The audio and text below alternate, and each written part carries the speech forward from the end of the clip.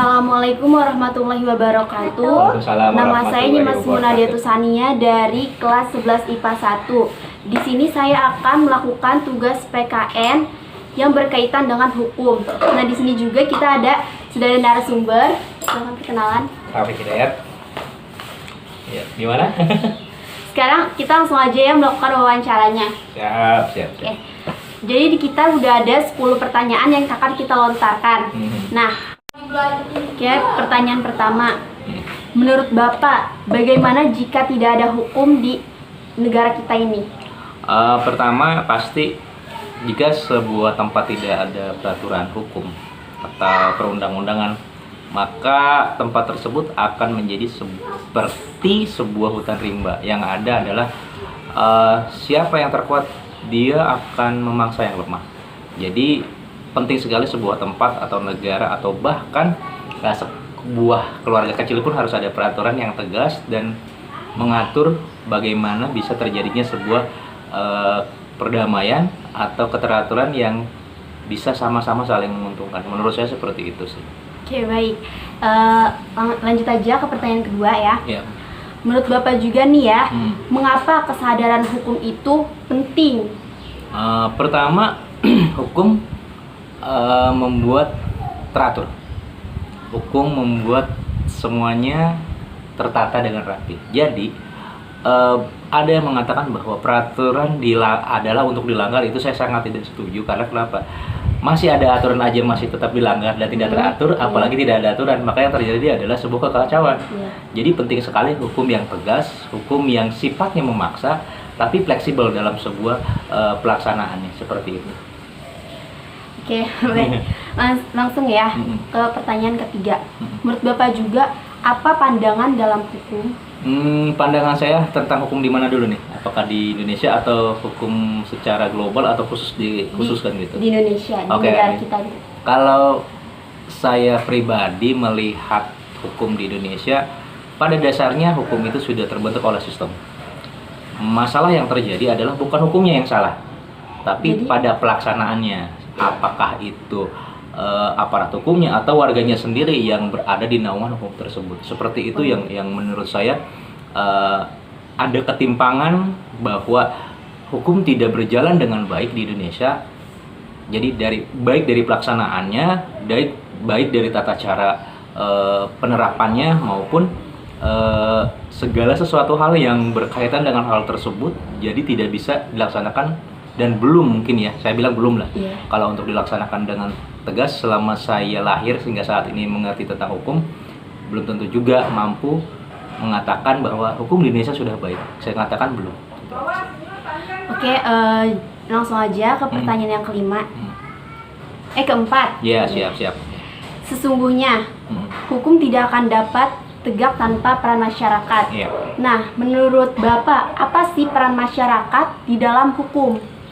Saya akan mengatakan peran masyarakat dalam sebuah hukum adalah mulai dari keluarga. Karena menurut saya pribadi mengurus sebuah hukum di negara sama seperti mengurus peraturan di dalam sebuah keluarga. Jadi keluarga yang dari yang terkecil itu kalau sudah melaksanakan peraturan keluarga dengan baik, maka akan punya efek ke wilayah di sekitar minimal tetangga. Dan nanti dari satu tetangga itu akan ke satu wilayah, apakah desa atau RT atau RW, maka menyebar. Iya, karena segala sesuatunya itu berawal dari keluarga. Kalau menurut saya, mungkin kalau yang lain saya juga belum tahu, tapi itu menurut saya. Gitu aja. Oke. Lanjut aja ya, pertanyaan yang kelima. Bagaimana jika ada seseorang yang melanggar hukum?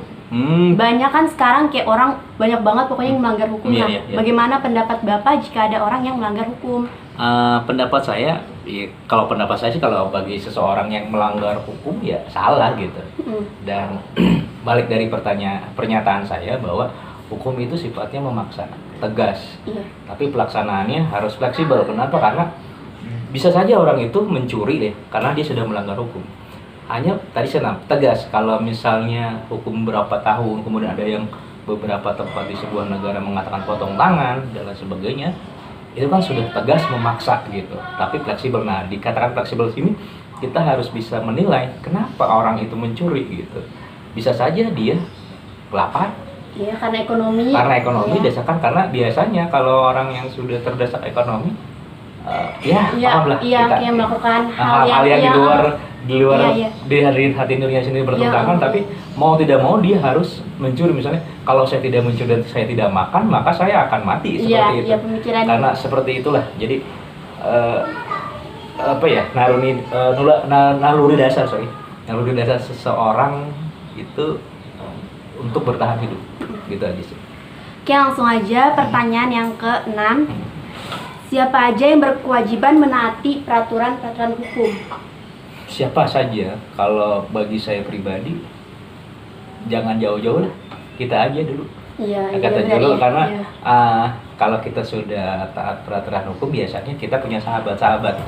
Nah, sahabat-sahabat yang terdekat dengan kita, maka biasanya sih akan menilai kita bahwa dia ini orangnya taat hukum, tegas, disiplin, dan sejenis. Jadi ya mulailah dari diri sendiri. Jangan pernah ngurusin urusan orang Iya, lain. hidup orang lain, iya. Iya. Kalau misalkan kayak hidup sendiri aja. Iya, betul. Benar, iya. Jadi mulailah dari sendiri. Iya. Kalau sudah lazim dibiasakan, biasanya akan menular ke teman-teman atau orang-orang terdekat kita. Itu aja. Oke. Lanjut ya ke pertanyaan ke-7. Hmm. Bagaimana hukum dalam kehidupan sehari-hari mulai dari yang terkecil? Pertama, kalau saya awal dari pernyataan maaf, baru mulai dari keluarga. Yang terkecil adalah ya sila sama-sama bangun pagi, minimal lah bangun pagi, atau biasakan untuk, kalau siswa ya, Nyimas kan siswa nih, biasakan tepat waktu datang ke sekolah, nggak terlambat. Ya mungkin ada sesuatu hal yang terlambat, kita itu tadi harus fleksibel kan, mungkin karena macet atau ada kalian dan sebagainya. Minimal ya untuk hal terkecil di keluarga adalah bangun pagi, minimal itulah. Iya. Minimal sih itu. Langsung ke pertanyaan ke-8 ya. Hmm. Menurut Bapak nih ya, bagaimana menyikapi jika ada seorang pelajar yang banyak melanggar hukum? Melanggar hukumnya di lingkungan apa dulu? Apa di masyarakat atau di sekolah? Di lingkungan pelajar, berarti sekolah. Ya, oke. Ya. Tanda kutip dulu ya. Kalau misalnya dia di lingkungan sekolah, otomatis peran orang tua juga akan sangat berpengaruh. Gitu. Pertama, jika dia biasanya nih, kebetulan saya juga di instansi pendidikan. Biasanya seorang pelajar kalau melanggar hukum di sekolah, biasanya pertama nakal-nakal anak sekolah ya, Iya. gitu. Nakal-nakal biasanya bolos, Iya. atau mungkin ngerokok. Itu biasanya pertama kita punya guru BP. Diproses. Kalau misalnya ketahuan, ya kita harus proses dulu kenapa dia seperti itu melalui guru BP, kemudian dipanggil orang tuanya dan sejenisnya, kemudian ada teguran tertulis, kemudian teguran lisan dulu, kemudian tertulis. Setelah itu baru ada tindakan yang lebih lanjut jikalau sudah di luar ambang wajar untuk kenakalan seorang pelajar di lingkungan sekolah. Biasanya seperti itu. Selebihnya kalau misalnya anak itu melanggar di sekolah, maka diselesaikanlah di sekolah gitu, karena jangan sampai masalah sekolah dibawa-bawa pribadi ke rumah. Nah, itu terkadang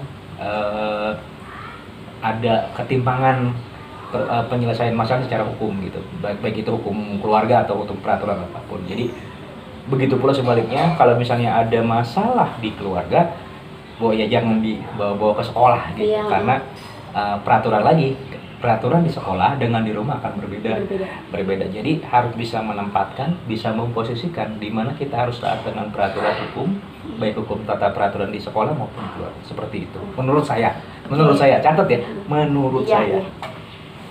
Oke, langsung aja ke pertanyaan yang ke-9. Bagaimana sih sudut pandang Bapak tentang sebuah tata cara peradilan di Indonesia untuk kedepannya? Pertama, sebagai warga negara yang baik harus melaksanakan kewajibannya dulu. Baru kalau kewajiban sudah dilaksanakan, maka kita bisa menuntut hak kita. Pertama itu aja dulu. Jadi harus bisa membedakan antara hak dan kewajiban. Terkadang kan kenyataannya berbalik gitu ya. Kita lebih banyak menuntut hak kita sebagai warga negara, tapi kewajiban kita sebagai warga negara belum melaksanakan. Misalnya contoh taat peraturan aja, itu kan kewajiban kita untuk melaksanakan sebuah peraturan. Nah, ada pernah saya dapat sumber gitu, Glauconian namanya, Glauconian kalau tidak salah, kalau dikoreksi. Itu orang, khususnya ya pribadi saya sendiri, kita akan taat peraturan kalau ada yang ngawasin gitu. Tetapi begitu tidak ada yang ngawasin atau yang aparat hukum, ya kita akan melanggar. Iya, Gitu. benar, ya. Jadi kan seperti itu. Misalnya contoh, kita diwajibkan untuk menggunakan helm di peraturan lalu lintas. Kalau tidak ada aparat yang mengawasin, ya bablas aja. Nggak bakal pakai helm. Kalau ada aparat baru deh, Iya. baru putar balik gitu. Iya. Ya itu aja sih. Jadi harus lebih memahami makna dari sebuah peraturan itu aja. Iya. Oke, pertanyaan yang terakhir nih. Apakah Bapak pernah melihat penghakiman sendiri? Hakim maksudnya, Iya. maksud Anda mungkin ini ya, maksudnya Mas kehakiman massa gitu ya? Iya, Hukuman massa. Pernah sih. Pernah. Terus bagaimana? Ya, bagaimana Bapak menyikapi kejadian itu? Ini kejadian nyata yang pernah saya alami. Pertama ada dulu di keluarga, di orang tua, itu kejadian pencurian dan ketangkap pencurinya, ya karena tertangkap ada massa bergerombol gitu, dihakimi oleh massa. Saya pribadi ya sebagai orang yang melihat kejadian dan kemudian juga di rumah orang yang luar, mau tidak mau pertama selamatin dulu si pelaku, meskipun si pelaku ini adalah telah berbuat jahat, melakukan sebuah kejahatan, yaitu mencuri gitu ya.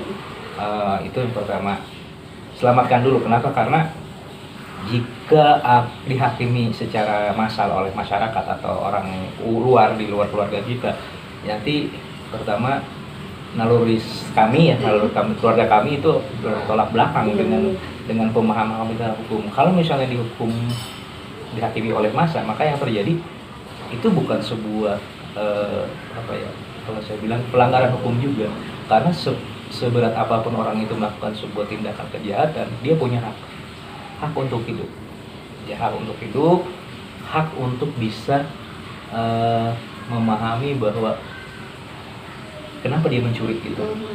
Karena bisa saja kata seperti yang saya bilang, dia mencuri bisa saja karena ke awal lagi. Jadi sejauh apapun kita berbicara, pasti akan ke awal lagi. Iya, benar, iya. Gitu aja sih. Jadi selamatin dulu, kemudian tegaskan bahwa di sini bukan tempat penghakimian, Mas.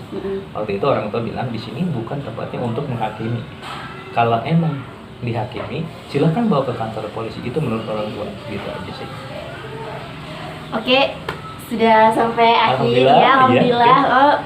Terima kasih jawabannya keren-keren. Oke, sampai sini aja ya. Siap. Oke, sekian dari saya. Mohon maaf bila ada kata-kata yang salah atau kurang. Ya, ada yang ditambahkan? Terima kasih. Semoga Nyimasania tugasnya mendapatkan nilai yang baik. Amin. Makasih juga. Makasih juga udah bekerja sama. Ya, sama-sama. Oke, sekian dari saya. Assalamualaikum warahmatullahi wabarakatuh.